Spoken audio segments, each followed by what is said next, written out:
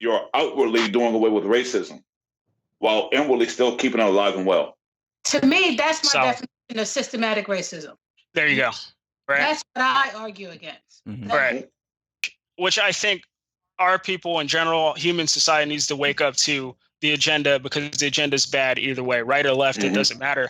If you have people that are getting wealthy off of division, and you also have people that are mooching off of people that are trying to build wealth, then that's a problem. I think Black people in general need to realize you have more enemies than you think, and white people in general need to realize you have less allies than you think. Oh, there's the quote. Oh. There's the quote. There's the intro clip for the podcast. That's why I came here. That's why I came today. Hey. No doubt. Yeah, bars. Welcome to Acts 2 and 42. Real discussions, real opinions, real stories and testimonies. Real church talk. Welcome to Acts 2 and 42.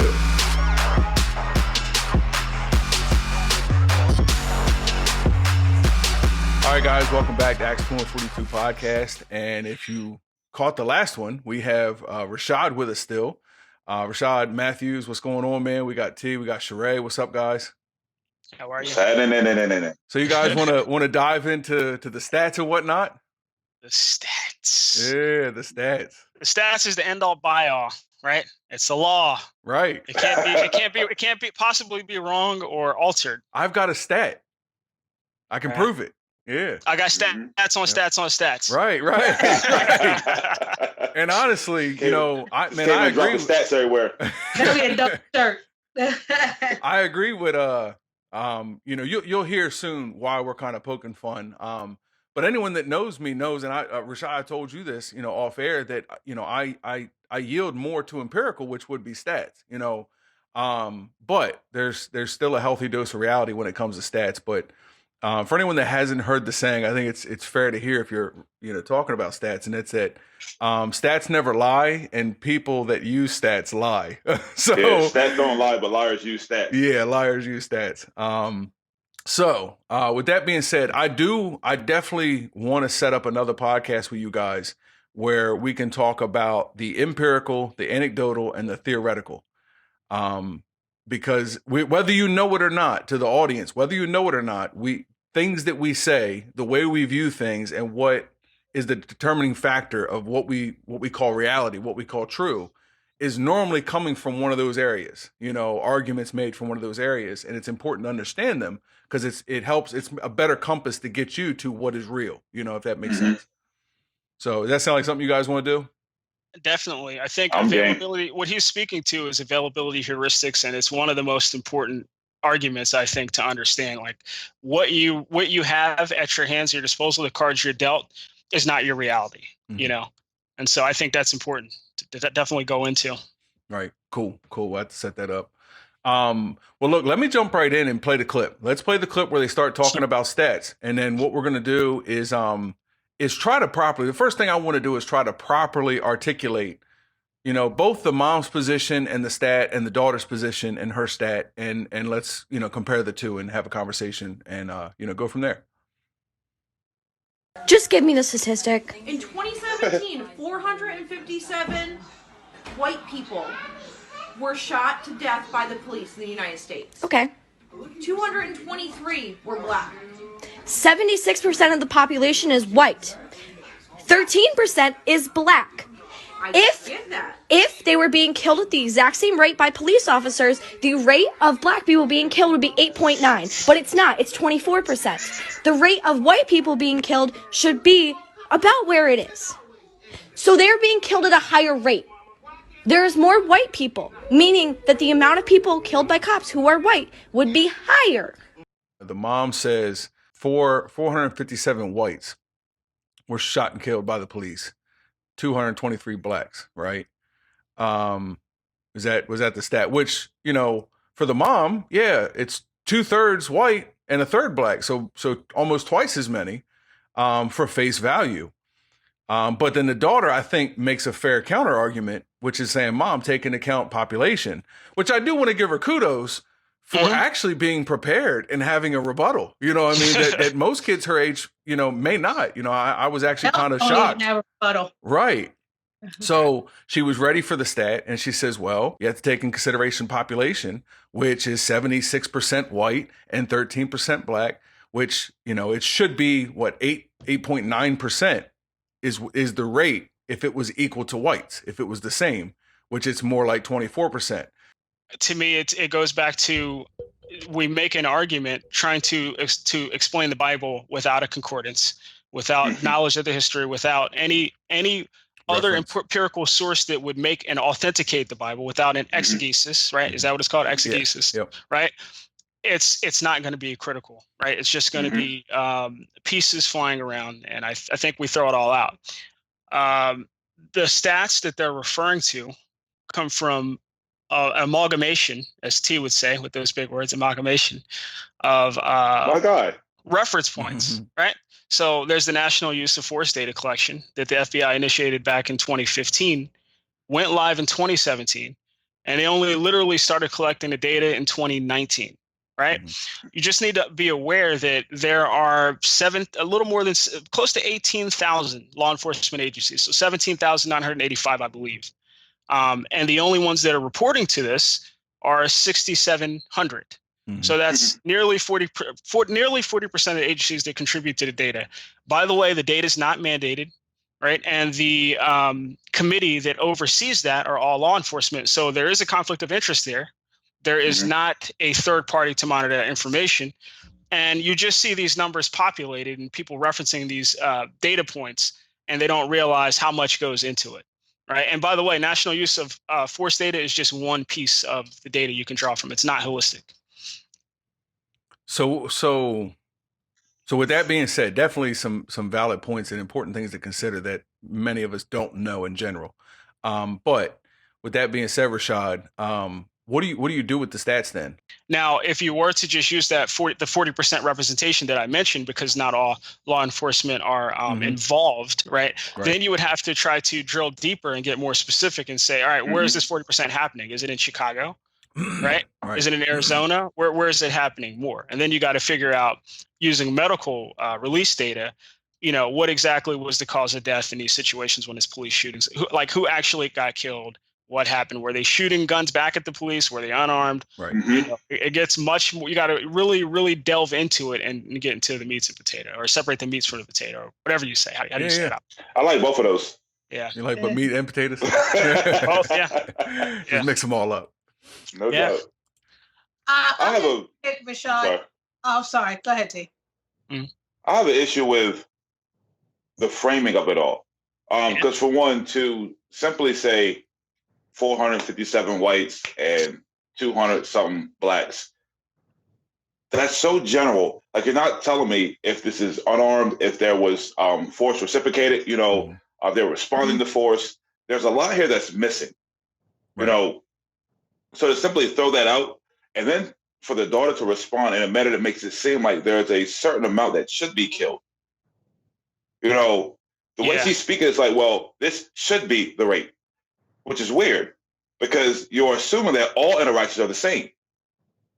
And therefore, because all interactions are the same, then at this rate, this many people should be dying, which is a weird, it's a weird conclusion to draw. It's a weird stance to have, that there should be this amount of people killed. And when the mother initially states that there were 457 whites killed, the daughter's response was apathetic. And which is, there's a whole lot here. That's why I feel like they intellectualize our experience, and that's the problem I have. To your point, that's what it feels like. Teaching a dance, teaching a TikTok dance. That's really all it is. There's a lot. Rashad, I was interested to know what you thought, because you said you had a beef with both their comments, with the mother's stats and with the daughter's rationale. What was your beef with the daughter's rationale? She's not accurately responding to 2017 stat. She's assuming there's a false assumption called false composition, which is you assume, again, I think I talked about it earlier, you assume something's true for the whole, just because a part of it is true. And so you can't make that comparison because we don't have the full picture.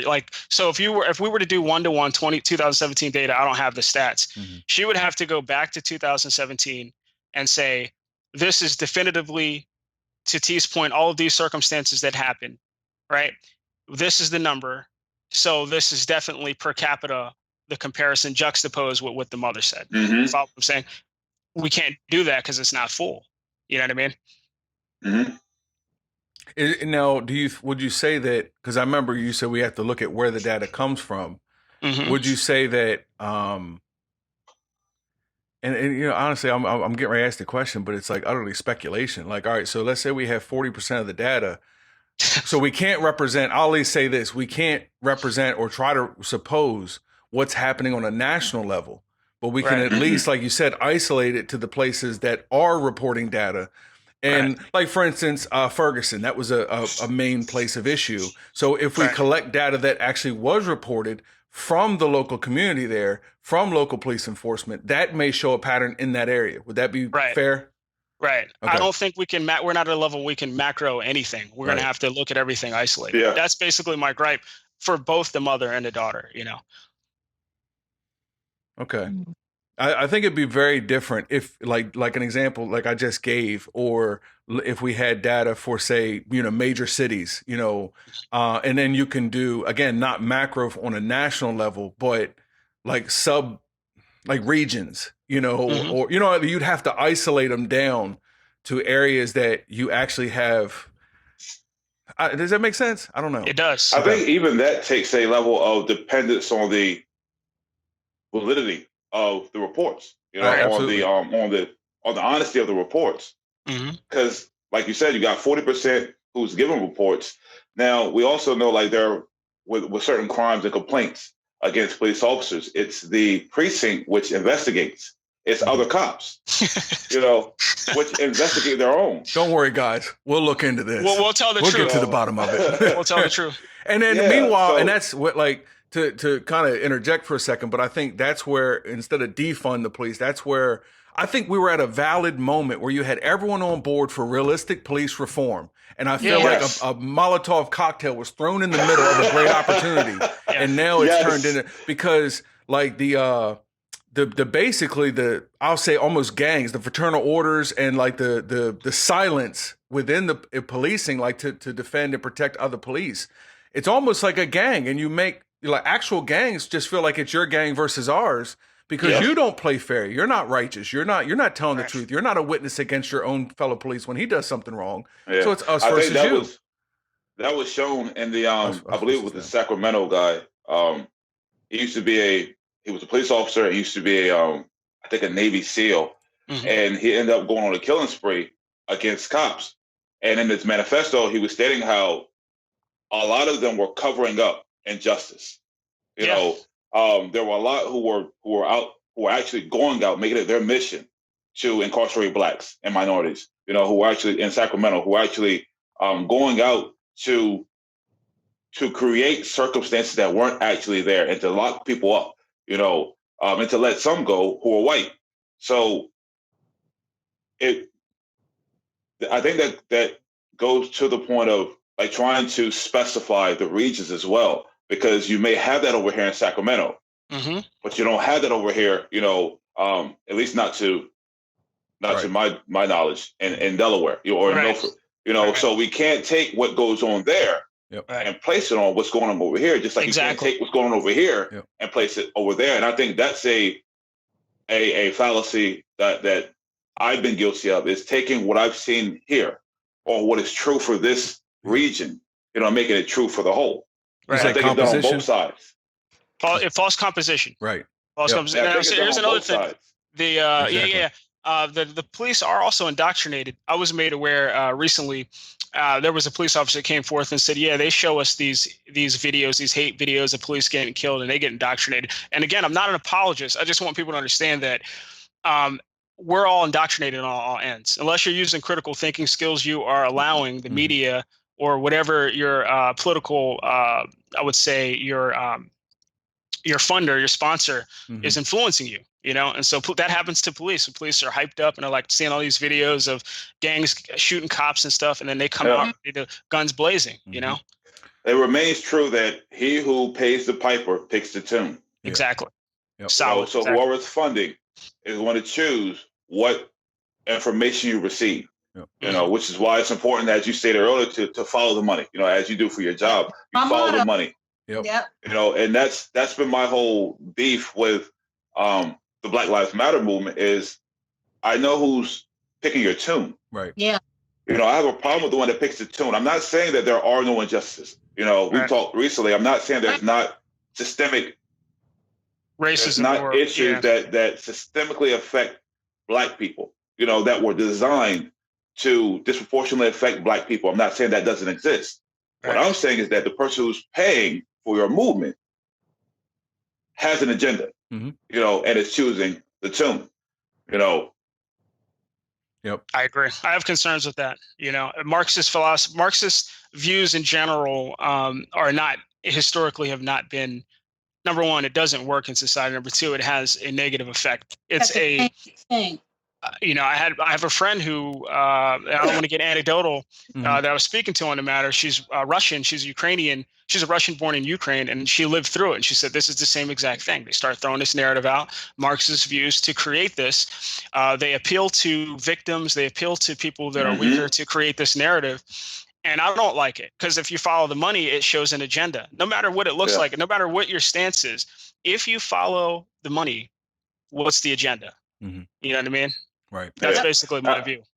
I like what you pointed out, because it's not just a good effect or a bad effect, you know, or a negative effect. There are some things that, though it may not work, there's not a substantial loss, you know, or substantial gain. But in this case, not only does it not work, but while we see Marxism and socialism and communism implemented, there's a net negative effect, you know. Exactly. So it's not even like, well, it doesn't work, but there was no loss. Correct. You know, it's like, no, this doesn't work, and there's always a huge loss behind it. Yeah. It's true. And that's my concern. You know, speaking of the piper, you know, the piper, you know, picks the tune, but the piper in this regard, is the actual piper. You know, not just the public face, but the public face is Marxist. Yes. But the piper is orchestrating political moves towards Marxist philosophy. Right. And I don't even think it's because the piper believes Marxism is good. No, you're hitting it right on the head. Exactly. That was verbatim what I was told by my friend, who, again, literally lived through it. Is that they're not using this Marxist view because they think it will work. They're using it as a strategy to ultimately get their, you know, what they want. Yep. The ends justify the means. Yep. Correct. And in the meantime, I hate you and you hate me. Yep. To get on a local level, it just turns into me hating you. Someone puts a stack of bricks in front of me, and I'm like, man, F this. You know, like it's all random. Nah, man. Nah. Yeah, they call them useful idiots. Yeah. That's literally the phrase up for them. It's useful idiots. You're just the person that's there. You're like the pawns on the board. Yep. I can sacrifice my pawns. You know, so I can place them where they need to be sacrificed. And the pawns aren't going to do anything, you know, contrary to what the author tells them to do. Yep. You know, and we don't understand that whether it's Fox or CNN, you're literally being positioned by the information you're receiving and by the narratives being fed to you. So all they have to do is put you in the right places, and then you'll, on your own, you know, because this is what you've been fed, you'll go ahead and make the move that puts us in the position where we're at now, where there's You want to know the best example of that? Riots. The best example to me in history, Atwell, the campaign manager for Reagan. Can anyone pull his quote up real quick? Yeah, Pull it up and just read if you can. It's going to be, you might have to say N-word instead of the word, or me and T and Trey had to beat you up. I can't type it.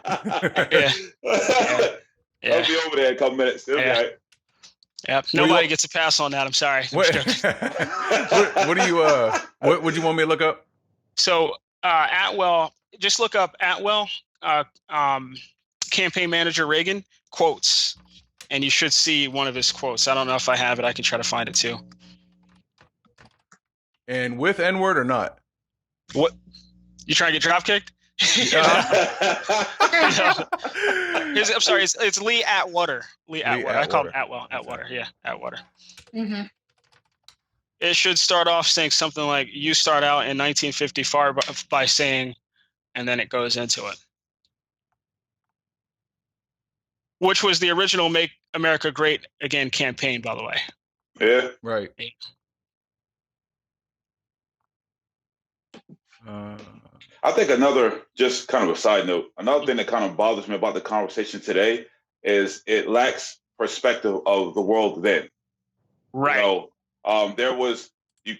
we can look back on slavery today and say it was a great stain. But when you're living at a time where slavery is a known institution around the entire world, right? You know, you would take a different stance. It's almost like Jordan Peterson references Nazis. You know, he's like, well, look, if you were in Germany at this time, you more than likely would have became a Nazi. You know, because this is where you were at. You know, so we can look now and say, well, they were so wrong. But if you were there then, right, you would have a different perspective, which is to what you said before in the group. You need a knowledge of history, and not only history, but how things were at that period. You know, correct. Or historian's fallacy is an example. That means that you project your views of now into the past, assuming that it's true. Yeah, right. And we see a lot of that with me and Keith have fought against that with Christianity. You know, you look at, you interpret things in the Bible written 2,000 plus years ago, according to what you see today. The American perspective. You know, it's like, well, no. Yeah. So, like slave, for instance, slave is not the same as it was in that time period as, obviously, you know this, as it is now, right? Completely different view. Yep. Completely different politics, right? Yeah. Right. Yep. Yeah. So I've got the stat. I'm gonna share my screen so everyone can see it. Or not the stat, the quote. Sorry. But I do want to revisit, you know, what you were just saying. So hopefully we don't forget. Let's see. And the context for anyone that's, I guess, trying to understand why this quote is relevant is Lee Atwater is his campaign manager. Reagan is caught in this kind of situation that deals with accumulating wealth. And so it's a clear example of a distractor that's put out, that's used for a person to gain political power. Whether he's right or wrong is besides the point. What the point of the matter is that there is a clear subterfuge, as T would say, to try to trick you and distract you from people gaining wealth. The people being the committee of the 300 or whoever the quote unquote oligarchs are, who are benefiting the most from this division or chaos. So who wants to take it? I'm not doing it. I'm not allowed to do it. just say the N-word as you say it. I had to get all super close though. Okay. All right. Well, I'll read it and just say. I'll read it. Just say N-word. Am I allowed to say N-word? All right. So you start out in 1954 by saying, quote, N-word, N-word, N-word. By 1968, you can't say N-word. That hurts you. Backfires. So you say stuff like forced busing, states' rights, and all that stuff. You're getting so abstract now that you're talking about cutting taxes and all these things. And all these things you're talking about are total economic things. And a byproduct of them is that blacks get hurt worse than whites. And subconsciously, maybe that is part of it. I'm not saying that, but I'm saying that if it's getting that abstract and coded, that we are doing away with the racial problem one way or another. Did I say that right? That we are doing away with the racial problem one way or another. You follow me? I want to add that it wasn't just blacks; it was also hippies that was the target at that point, where they were reacting to. So any leftover hippies, because again, that goes against the good son of a citizen or good citizen that they would look for. You know, blacks aren't ever going to be the good citizen in that view, from that standpoint, and neither will lower class poor whites or hippies. Yeah, kind of like they talked about the whites in Thomas Sowell's book, Black Rednecks and right, exactly. Yep. So he says that dispels the view that it's a black or white thing. It's more an economic issue. Thank you for saying that. For real. So, and that's, you know, forgive me, I'm reading very illiterately, as a matter of fact, but I'm reading and I'm not exactly gathering context, or comprehending the context. Is that what you're saying from this quote, that's what he's alluding to? He was caught saying this quote, explaining his reason for the campaign strategy he used for Reagan. which was Make America Great Again, which in itself is critical because it talks about all levels. It talks about the need for pandering and the need for creating this division to distract so that the wealthy oligarchs can make more money or more wealth, basically. Gotcha. That's the context of this, yeah. And he's saying that, it used to be out in the open by saying N-word, yes. N-word, N-word. Yes. And now to finish the quote, he says, that we are doing away with the racial problem one way or the other. You follow me? Because obviously sitting around saying we want to cut this is much more abstract than even the busing thing, and a hell of a lot more abstract than N-word, N-word. Right. Okay, it's very important for whites, blacks hidden. to understand this narrative is another narrative that never gets captured. The oligarch narrative, the narrative of the wealthy that don't care if you're poor or black or white, that are trying to create this division. It's very important. Yeah. And what's crazy is in that method right there, where it's so abstract, you're talking about cutting things, you can actually fool the very people that the cuts or the system was designed, in your words, to help. You can fool them into thinking that it's supposed to be helping when it's actually hurting them. Correct. So you're not saying the N-word, but what you're doing is you're creating laws and circumstances that actually hurt them. Right. Exactly. So you're outwardly doing away with racism while inwardly still keeping it alive and well. To me, that's my definition of systematic racism. There you go. Right. That's what I argue against. Right. It's kind of like Planned Parenthood. Yes. Exactly. Yeah. Exactly. Which I think our people in general, human society needs to wake up to the agenda, because the agenda is bad either way, right or left. It doesn't matter. If you have people that are getting wealthy off of division, and you also have people that are mooching off of people that are trying to build wealth, then that's a problem. I think black people in general need to realize you have more enemies than you think, and white people in general need to realize you have less allies than you think. There's the quote. You can quote. There's the quote. There's the intro clip for the podcast. That's why I came here. That's why I came today. No doubt. Yeah, bars. Yeah. So it's real, honestly. Yeah. Man, and I told you off air, that, for instance, with this, when dealing with the stats and dealing with, say, Black Lives Matters and the things going on racially right now, if you were to take, again, overgeneralizing, but if you were to take a lot of the mainstream articles from people coming from the BLM, movement against, the white parent with stats, their arguments tend to just push you more towards stats, which aren't that reliable. But meanwhile, like I said, you have a way of articulating a moderate ground of reasons you need to second guess your opinion, or at least factor in for something you may not have factored in, which allows me to come closer to the middle, which that other person doesn't allow me. They push me further to a polar opposite, and I'm pushing them further to the polar opposite, to be fair, And what's crazy is even with the stats, like we've discussed how unreliable they are, but the one thing I don't think we've touched on is how unreliable personal experiences as well, because it's subject to perception. Right. Your personal experience is subject to your perception of that experience. So you may perceive something in a way that's not actually true, right? But because you perceived it that way, that's how you relay it. Yep. So when the girl says that stats can be manipulated, but personal experience can't. Well, that's far from true, because personal experience are easily manipulated. I think we see it in so many cases, especially like in the romantic world, where I see it in my relationship. No, I'm joking. I'm joking. But that's where we see it often. We see it there, and we see it in other areas where your experience can be manipulated. And it's not until someone says, as we've seen, Keith, it's not until someone says, well, is that the case? Right. That you actually start to kind of see, well, there were other variables here that I haven't considered. Yep. I was just talking to Terry yesterday, and I was saying that we're not accustomed to hearing that, though. We're not accustomed to hearing, is that the case? Have you, so automatically we're pushed in this defensive mode where it's like, what do you mean? And I remember, now think of Terry. I remember Terry saying that when we were talking, we were trying to have a discussion on the role race plays in our life, or the role religion plays in our life. Our practice, our observance and worship of God versus the race and culture we come from, and which one is takes dominance, is priority in our life. But racism, kept being discussed.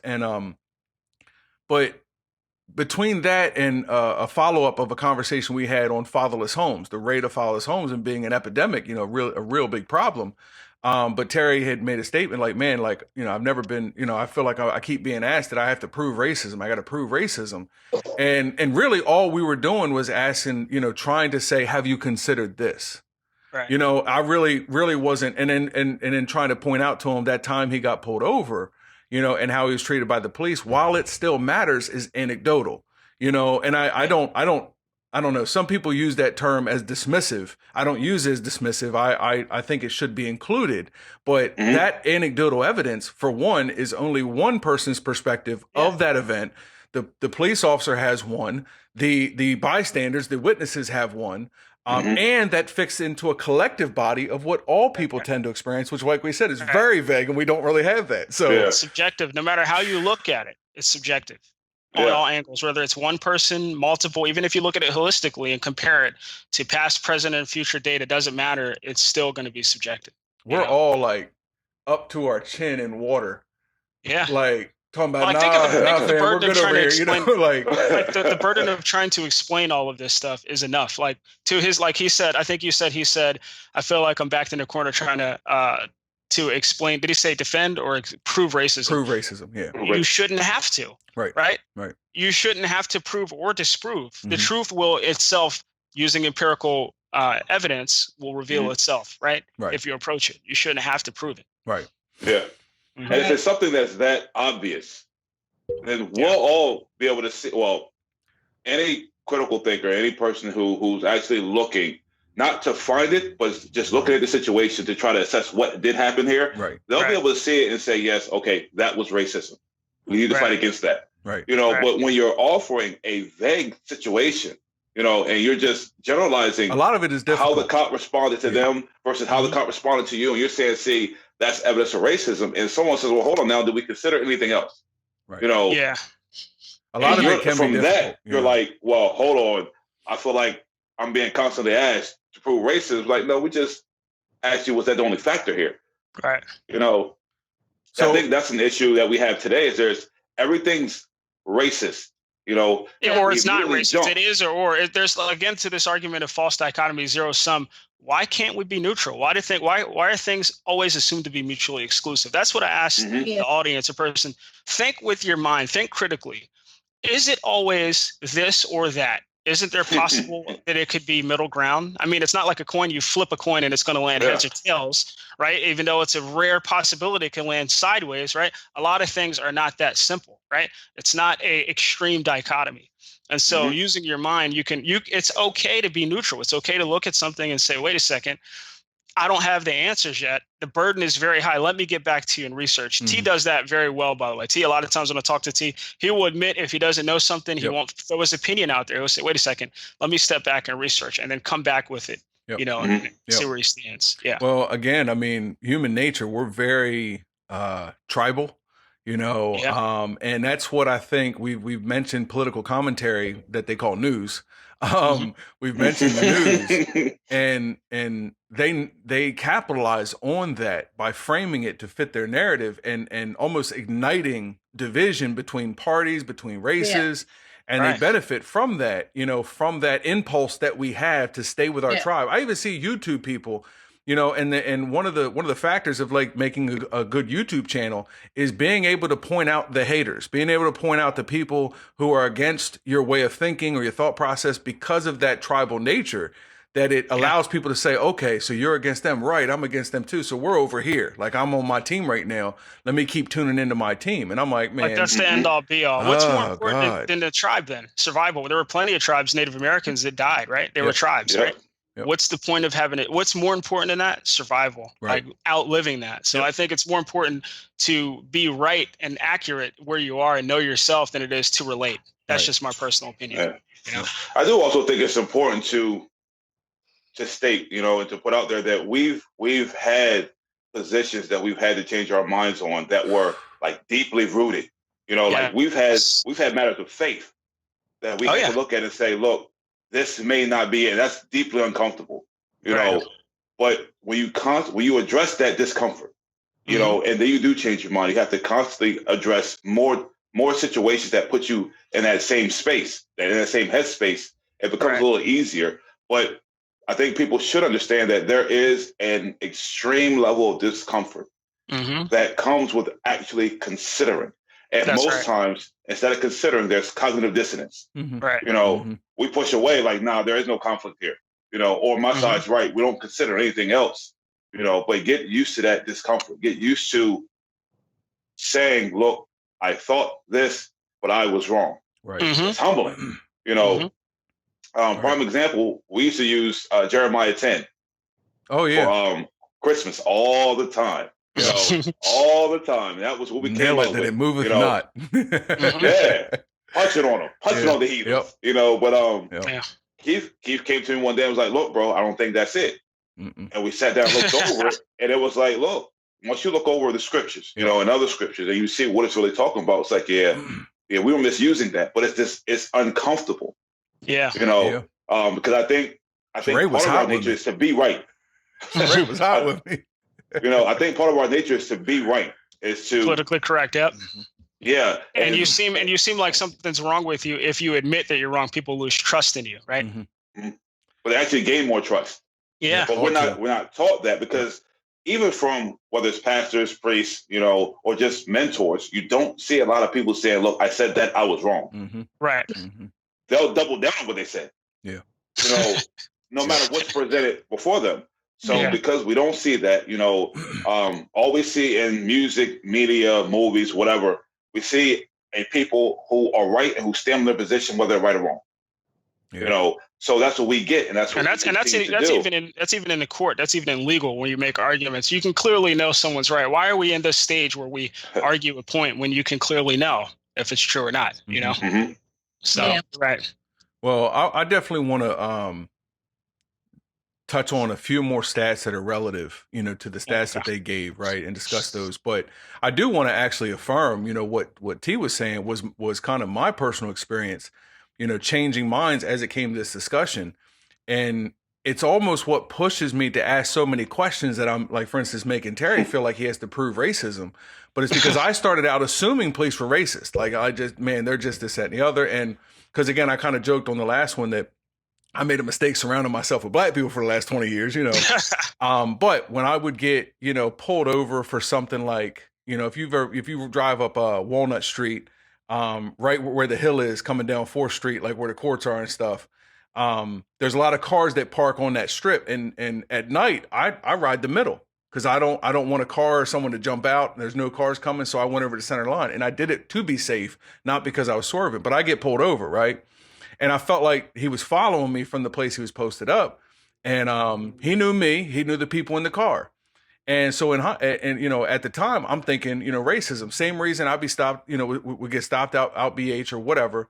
And I'm like, man, you know, and I'm thinking, you know, it's the cops that are, you know, so wrong. And then as an adult coming to this discussion and actually wondering, I'm like, well, we were actively involved in crime. I was actually told at one point, like I actually had 3 police cruisers that would park different angles watching my house.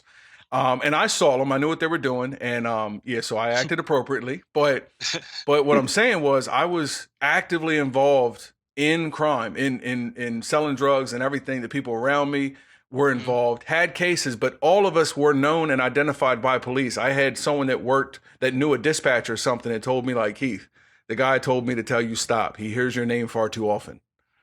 And, you know, like you're like a person of interest. And at the same time, I've got them literally staked, you know, outside my house for days, you know, just watching that. It's like, all right, I mean, Keith, could that have been any of it, that you were a known criminal, you know, like that was, they were right. So then I had to be like, well, maybe I need to be at least more fair and think about the other factors. Like the factor I was committing crime on a regular basis. I was probably on people's affidavits, you know, because I know, you know, cats were talking right and left. I knew this was going on, which ultimately made me stop. It unfortunately wasn't Jesus. It just was the fact that everyone talks. But nonetheless, I only say all that to say that was my my bias at the time. that I had to, and then I had to start asking. I didn't start off from a position that, look, man, cops are upstanding. They don't do anything wrong and they're not racist. And I'm trying to prove that to Terry today. I started off agreeing with him. I started off thinking that we were profiled, that we were mistreated because of race, which still could be a factor. But now I'm just trying to factor in all factors. The fact I was engaged in crime and this, that, and the other. You're not excluding that. You're adding it to the pile of factors. And the anecdotal and add everything in and let's consider. So with that being said, to affirm, T's comment, but also to set up the next stat and question is, the next thing that's often brought up is the crime rate amongst races. I think these are 2017. I was trying to pull 2017 numbers to stay in line with the mom and the daughter, but I have homicides in 2017, let's say 3,200 white offenders and 3,200 black offenders. And it actually says who they're killing, but 3/4 of the people that white people kill are white, with only 264 black victims at the hand of white people. And then again, 3,200 homicides by a black offender. They're killing about 576 white people, but again, about 3/4, 2,600 black people, killed by black people.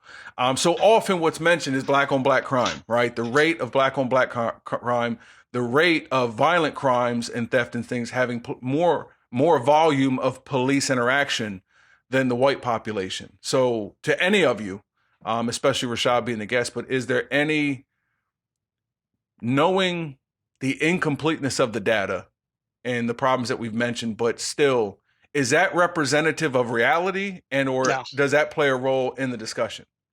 It plays a role to me. I'm just saying for me in knowing where this information is being pulled. Where's the location? Are there more police there because of reactionary, like the whole 1994 Crimes Bill Act and, the fall, everything that transpired after that?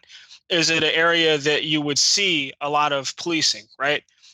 I think we get caught in this trap again of false representation, of false composition. Again, it goes back into that loop and we get lost. Just me personally, and I don't think we can even really address it.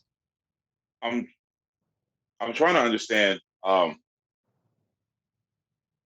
do understand that if there's a smaller demographic that's committing, at least allegedly, a disproportionate amount of the crime, then that would lead you to conclude that there's more police interaction, But the problem is that, one, I don't think it reflects the crime among blacks that has actually went down over the last couple of years, which isn't considered in the conversation, and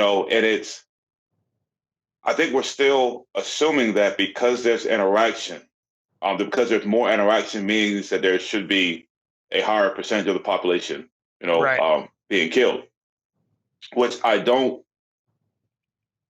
can't subscribe to. I don't think there's a good number. I don't think so either. Of people being killed. But I think the data, it's too, again, what happened during that time period history-wise, Obama only rolled back the crimes bill related Clinton era policies towards the end of his time period. So we see the numbers going down because he did that. And then we see the policing effect take place, and we see Trump come in and get kind of the alley hoop in a certain way. Not to knock Trump, because he actually did do that in a little way that rolled it back.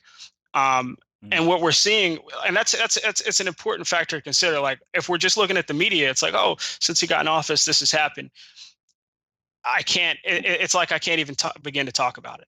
I can't even go into it. I can't with the information without making either side lose their mind, because I want to be in the middle of it and say what's really happening and talk about the narrative of what's happening. I know. But again, it gets back to I want to say subterfuge, but it's deceit used to achieve one's goal. Right. I think that's what it is. So it's either, and it goes back to the false dichotomy. It's either Trump did it or Obama did it. Instead of saying, well, look, this was done at this time, we set this person up for this. Instead of saying it's an amalgamation of both, it's either or. Well, what happened was when Eric Holder was in after 2015, he was like, let's get this data, let's do it.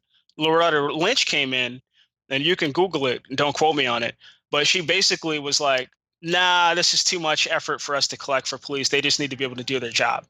And so see how that works. There's a difference in philosophy that comes in, shifts it. And on top of not having the data complete, the narrative or the expectation is reset. And so we're seeing effects of that as well, you know?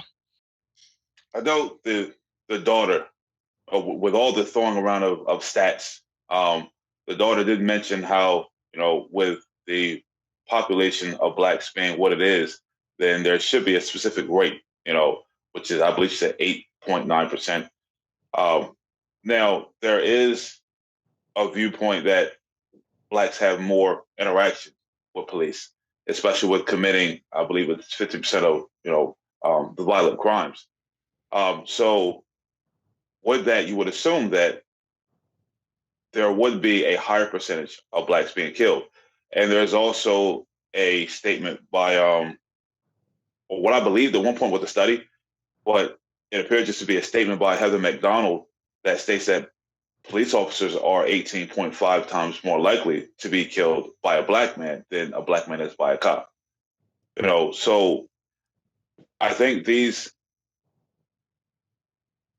there are counters to the daughter's position that could give some insight as to why the numbers are so high.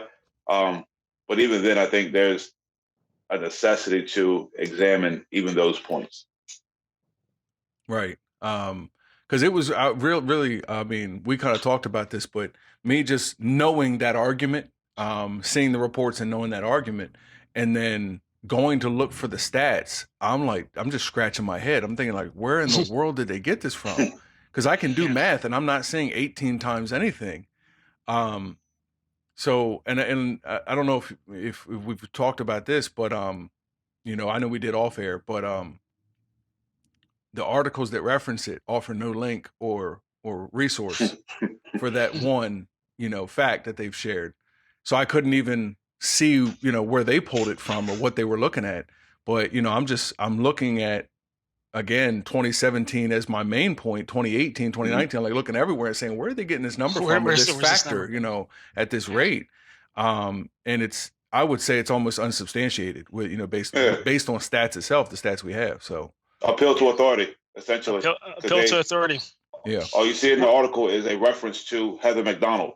So it's like they give a couple references from Heather and sources to where you can find that information, but then we get to the bottom and then they mention 18.5. There's no source. The only reference is Heather McDonald. So it's almost like, well, see, she said this, this, and this. Right. And we have proof of that. Therefore, if she said this, that also must be true. So where I went with it is I just immediately said, if I can't validate it, let's just use basic logic. 48 officers were killed in 2019. If she's saying that it's proportionate, it has to be 18.5 was that the number? 18.5 to 1 ratio. So that would mean 48. If 48 officers were killed in 2019, that is not enough to say 18 to 1, because as far as blacks getting killed, I think it was 9 unarmed and what was it, 1,000 total that were killed. Yeah. But if you just say you use the number 9, just say unarmed blacks compared to police getting killed. Right. That's 166.5. Yeah. So she's already off by saying that it's that number. And that's assuming that all of them are killed by blacks. Exactly. Right. And so to even drill down even further, you want to ask who is Heather McDonald? What's the reason why this article, who is she exactly? Right. And when you drill down further, you find out she's pro-police, she's anti-Black Lives Matter, she's a conservative, she's a political commentator, she wrote The Myth of Racist Cops, she wrote Systematic Police Racism, she's for stop and frisk for racial profiling, she's against no racial profiling policies, and some of the rhetoric that she uses could be argue that it's racist or xenophobic. Right. And so for me, what really drew me to it is she posted it on June 2nd. That was Blackout Day, right? Why are you writing this article on Blackout Day? What's the reason? And so there was some reason, some purpose for her posting that. And that's kind of deceptive for me to approach it that way. Yeah. Yep. Yeah. So I guess what we keep pointing out, Or in this case, what we're pointing out is instances where liars use stats. Instances where it's manipulation. It's political manipulation. Which happens on both sides. But it also shows the importance of actually digging into information, no matter whether it proves or disproves your side. Because in this case, it's an argument that could be used to rebut, to refute what the daughter was saying. Well, they're having more police interaction, and a cop is 18.5 times more likely, and it all sounds well packaged. Right. But when we actually look into it, this is unsubstantiated. This is not an uncommon tactic, by the way. Like this whole manipulation of statistics, it happens in like with schooling when it comes to stats. I've seen it before, and don't quote me on it, but there was an article that talked about they made like a big deal about females applying to or getting accepted into college, a certain college. It was like a prestigious college. I want to say Harvard, right? And the stat that came out said, "Oh my God, last year's stat more than doubled. Less women are being accepted into Harvard's certain program." And if you just look at face value, you're like, what the hell is that? That's messed up. That's sexist. And you want to get up in arms. But if you dig deeper and look at it, what was the actual stat? It was like 0.05. And the next year it went to 0.1. You know what I mean? Like it doubled 4%, right? And so they just, that's an example of false equivalence. So basically you compare like an oil stain to an oil spill, the whole mountain to a molehill deal. And I think that's deceptive. I think that's not fair to use that tactic. Right. They did the same thing early with the COVID emergency and lockdown. They said that the hospital ICU units had tripled. Was up 300%. It went from 3 to 9. It was 9 people. And I'm not saying that still does not indicative of a problem or It is, but it's not as egregious as what's being represented. And we have to be careful as the reader or person that's observing to know that there's all types of things, agendas that are at play, and people that are just fat fingering and don't know what they're doing. I'll give you an example. The FBI in the data of the police use force, or the use of lethal force, basically that data that they had, they put a stat out and said it would take us 30,000 hours to get the data nationwide. Right? There's not even 30,000 hours in a year. Somebody tell me right now how many, Alexa, right? How many hours are in a year?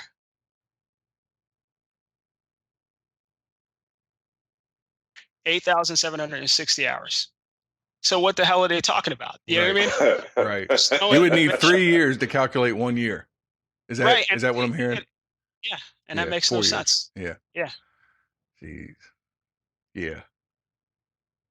Yeah, but I've noticed even with the argument of disproportionality, a lot of times when people don't like the actual number, they go to percentages. That's right. So it makes it look a lot worse. You can manipulate it to say something that to relay a message that isn't quite accurate. It's like going from 3 to 9. Well, you don't want to say they went from 3 to 9. You want to say, well, they increased 300%. So now the audience member is just thinking, well, they don't even know what the original number was. They're just thinking, well, 300%, that has to be a lot. It's like, well, no, it's only 6 more people. Right. Yeah. But they don't know that. So I've noticed that a whole lot. And when you can almost tell when deception is at play, when people don't want to address actual, like per capita, they don't want to address it per person. They want to address it and yeah, they want to obfuscate it. They want to obfuscate it. They want to look at percentages. Yep. Because the more specific you get, the closer to the truth you'll be. Like the more specific and break it down, you'll be able to see what isn't adding up. And you'll see a lot of people are just throwing information out. And to your point earlier, they just regurgitate the same information over and over again. They don't check the facts. Yeah. But to what Keith said earlier, I think, or at least to what you had asked about earlier, I think that everything descending into chaos, once you put a color to the situation, to the circumstance, when it went from a man being killed, due to excessive force by a police officer, and it became black man, white officer, then you completely you by that set of odds. Yes. Because we were, I think, generally speaking, people were unified that this was wrong. Yeah, and for the audience, an example of that's called a synecdoche. That's like saying the president bombed Tokyo. The president didn't personally bomb anything. Right. He's representing that. And that's an example to pay attention to, I would say. Mm-hmm. Sorry to interject. Mm-hmm. Mm-hmm. Oh, that's all right. That was good. But I think at that point, you ruined whatever possibility there was there for us to have productive conversation. Because now you change the focus from police brutality to racism. Yeah. So they're not really fighting police brutality. Mm-hmm. And it's reflected in the fact that when you mention whites being killed, they don't care. You see, so it's not about police brutality. It's about what they're doing to blacks. Mm-hmm. So don't talk to them about the situation as a whole. Only talk about this small portion over here that when you look at the actual numbers, I don't want to say isn't a problem because I haven't looked at it enough to say this is justified and that isn't, but I think that if it were really about police brutality, then we will look at the matter as a whole, but once you make it about whites and blacks, you really not obscure, but you drown the intention, you the original purpose. Yeah, I agree. Kill any chance of actually making headway here. We're not going to get anywhere productive, and we see that through what we have now. It hasn't been productive. The riots and Chaz and all that. If that's productive, if that's where we were going with this, then yeah, you can leave me out of that. Yes. Yep. Yeah. Yeah, I think all of it is the same evidence of the same problem. Is things are either emotionally or racially charged.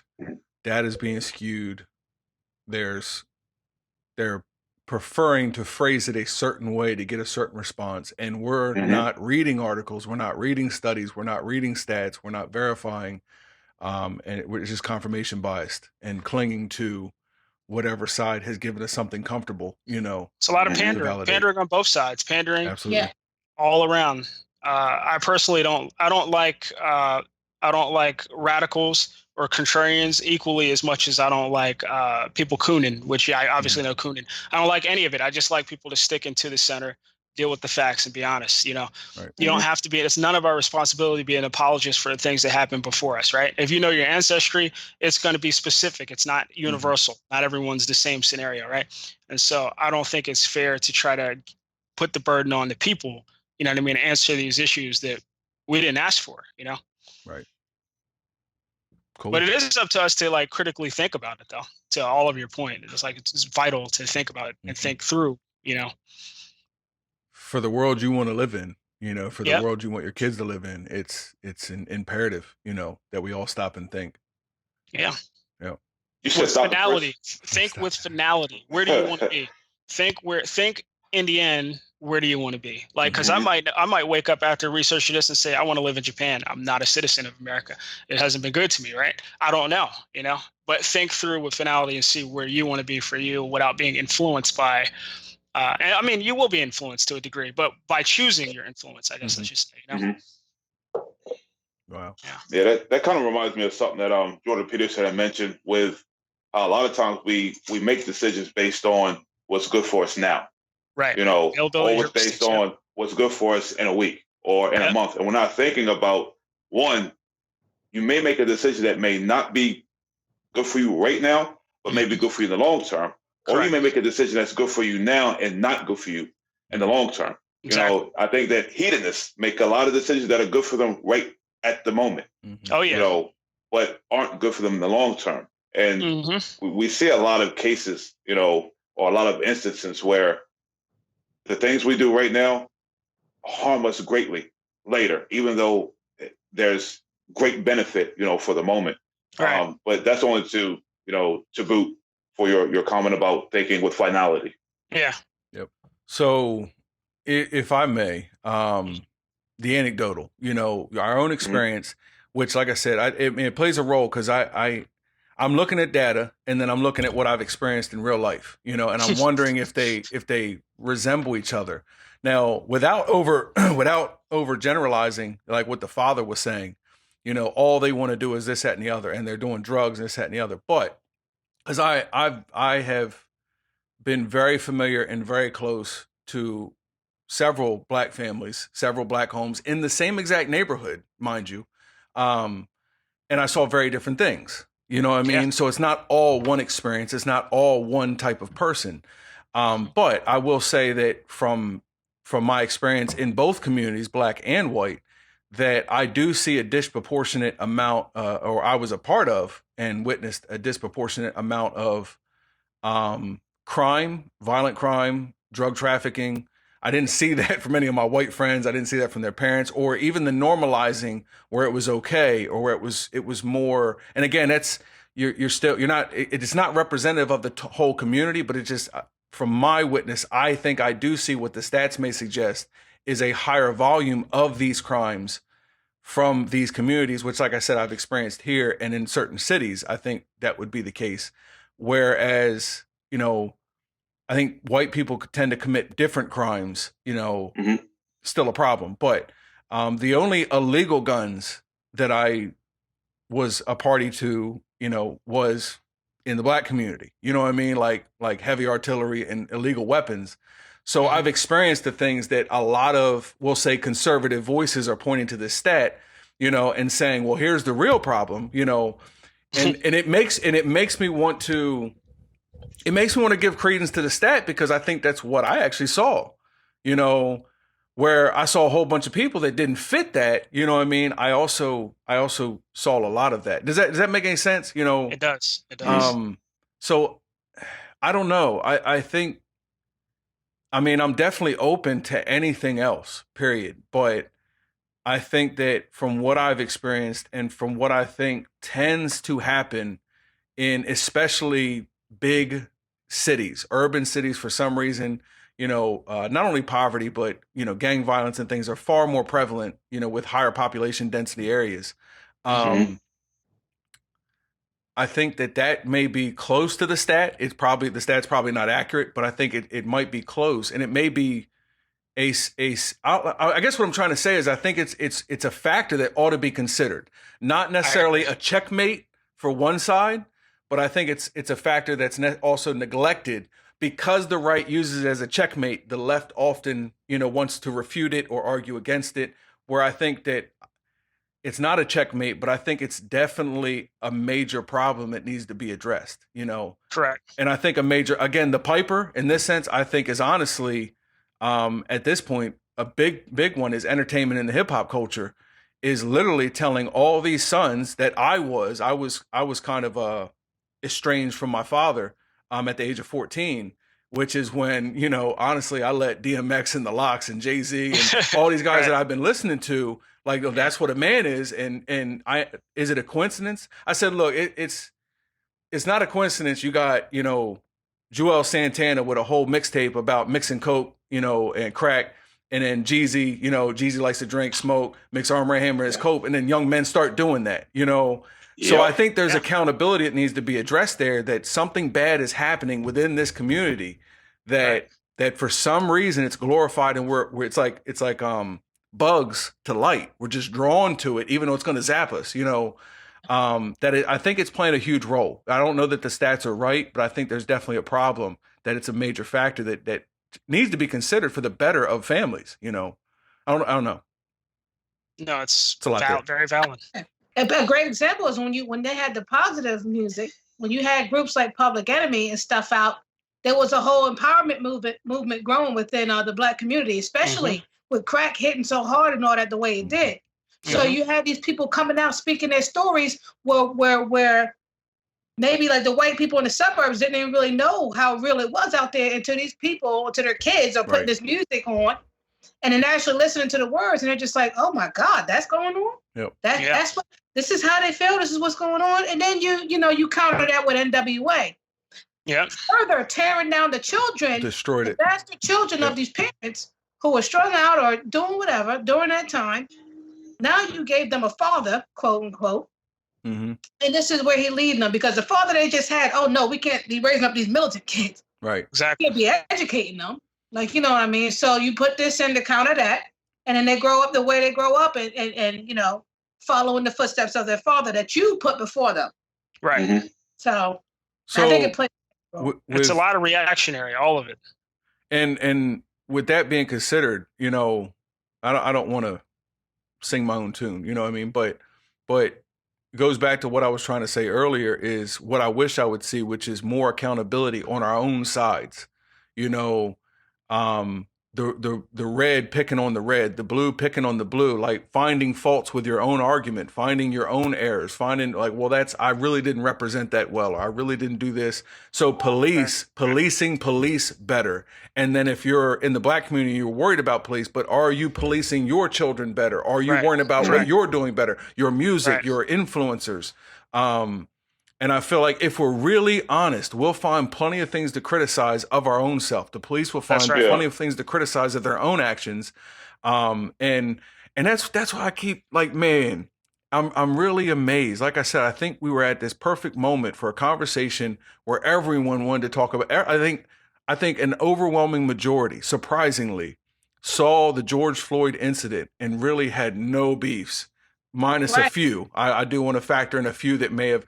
And the only thing reasonable people were saying, well, how was he trained? Is that because some people train. There was a police officer said some people are trained to use the knee on the neck. Some people aren't.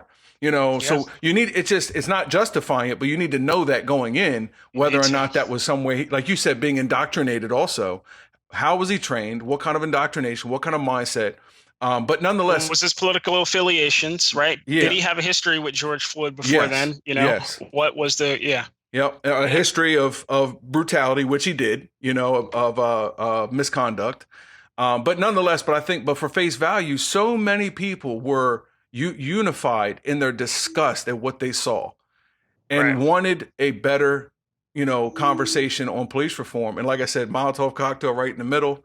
And it's like, man, we could have done something. We really had a moment where, I don't know, maybe I'm naive. Maybe it never was going to happen, but it just seemed like if it didn't go left, we could have really had police really policing police. We could have really had, the public policing police, I should say, and reforming what's actually going on. But again, when you're indoctrinated, and let me ask this, what do you think? And Rashad, I'll present to you first. You mentioned the police indoctrination, and I know that we've talked about even parents. At what level I'll finish the sentence so you understand what I'm talking. I have a habit of not finishing sentences. I have abbreviated thoughts. The police being indoctrinated and seeing violent crimes and almost being sent out, scared or on guard, right? But I think some parents can do that as well to their children, really alarmist and really like paranoid out of fear that they're just going to leave their home and be shot. I mean, are either one of those correct, or what's the healthy diagnosis? Like how should a cop be prepared, and how should a young Black child be prepared to go out, according to Rashad? That's a really good question, honestly. If I'm to answer it honestly, we need the full true narrative. I think the police need to know the history. I think that we need to know the history of the police. Everyone has to have a universal, I want to say universal truth, but a universal access to the same information and view. The police in general, to my knowledge, when they're indoctrinated, they're presented with these stats. It's all Occam's razor, which, as you know, Occam's razor is to simplify something much more complex, right? That concept was invented with the movement of newspaper print, where they wanted to have a simple headline, right? That was not always the case, right? It's not always the best source, but it's been, I want to say a universal approach to keep it simple, stupid. Well, not everything should be kept simple. Some things you got to be more exhaustive in. Some things you have to go into intricate details and provide all the facts. And I don't think the police get all the facts. I think the police they're winded up and pushed out, and that's just as simple as it is. And I think we're wasting our time fighting the police, because to me, they're just jimmies. I mean, in my line of business, when I review their work or review different things that's being done, it's not critical. It's not concrete, right? It's not something that's I want to say exhaustive, right? And so we should approach it in a way to understand that the real issue is who is giving this narrative, who is presenting us with this premise, this false premise to say, go out there, shoot, look at all these black people killing police and shoot. And that has to be a conversation we have together. There needs to be more police interaction with communities of color, and there needs to be intermediaries to have a healthy conversation, right? That's what was supposed to happen with the Crimes Bill Act, as Sheree said, reactionary to crack cocaine coming to our neighborhoods. Because what people forget is it wasn't crack cocaine with Caucasian people, it was ecstasy and pure forms of coke. But for our neighborhood, it was crack cocaine. And so when I hear Biden or other people say, oh, the Black Caucus signed off on, the crime bill.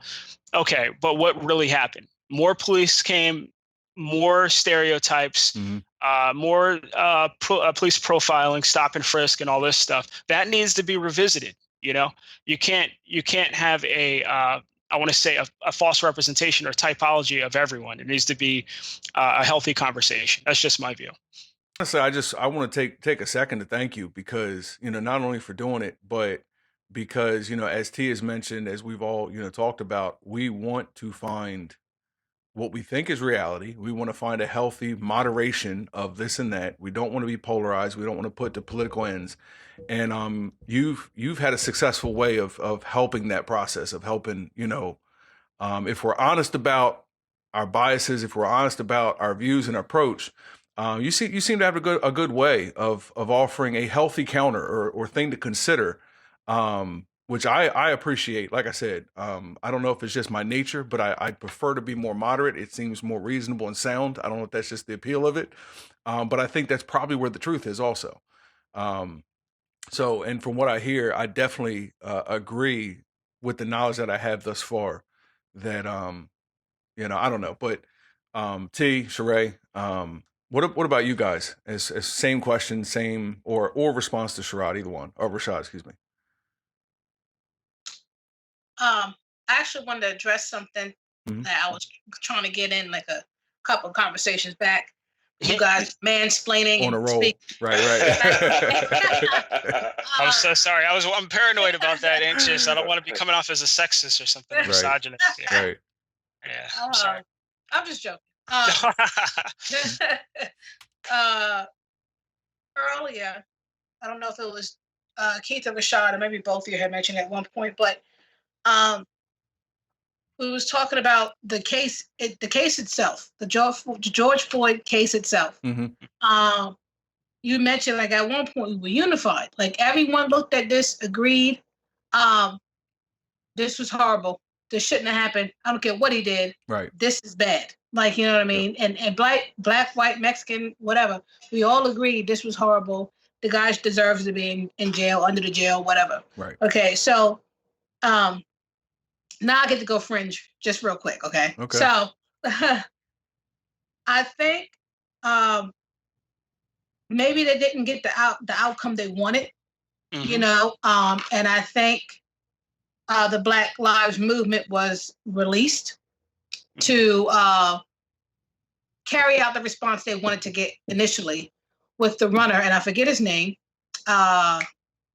went into the house. Arbery. Ahmaud, yeah. All right. And I don't think they got the response then that they wanted. Like, I don't think they got the outlash that they were looking to receive. This came immediately after, and we was wound up unified instead of, coming at each other's neck. I think then BLM was then released like junkyard dogs against the country. Like, because it's not like it's one state. It became nationwide to the point where it was becoming global. And I think, again, this is solely to carry out an agenda of control. We cannot unite on anything, which is why everything is separate: liberal, conservative, Democrat, Republican. I was talking to my kids about politics and everything, and it was like, well, why does it have to be two different ones? Like, why can't you just have everybody run and you pick a person? Right. And I was like, that's a good question. Like, so there's no divide there. Like, you know what I mean? Everyone can, I don't know. Let me digress. No tribes, no gangs. Yeah. No groupthink. And if you take out critically thinking in school and you present people with these situations that they'll just be fueled off of emotion and response, they know our triggers. And I think by keeping us divided, we're easier to control. Just like they just released the George Floyd or whatever, and from the gate, I'm just like, you only see one view, you don't see anything else that's going on. Everybody's out there with the cameras, but you only see one view, and like I'm breaking it down and thinking, like, you know, and it just seems like we were presented a narrative, and they already knew which one they was going to push. They knew how folks was going to act, and they got the response they wanted. It was like they pushed a button, and the output created this chaos. All right. Now, through that, me personally, I know everything is for a reason. And like I said, you follow the money, and you realize George Soros is behind all this. Oh, well, I'm sorry, not behind it. Funding.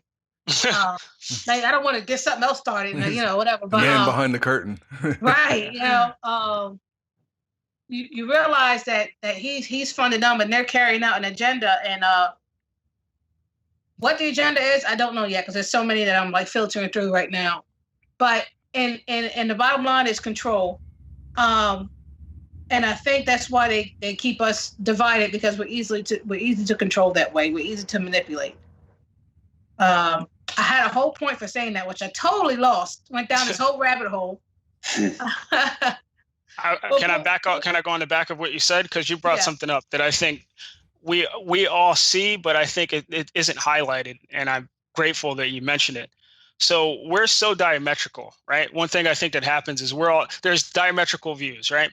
But to what Keith said, once we come together, once we're in a center view, and there's a chance to all of us be on the same ground, what happens is there is a marrying of ideals that happens at the center, and people come together and have views, and they change and say we need to shift this. But at the same time, what isn't being paid attention to is there are also extremists that in that middle ground, they take what they can to go back to the far left or right as new fuel to go against. They say, oh, I didn't know about that. That's a new top for me to argue. And they have no intentions of being like, so there's a false assumption that as we give information and we teach people and reteach, re-educate, that everyone's authentic. And I don't think that's real. I think there's always extremists, and there's always people in pockets with agendas.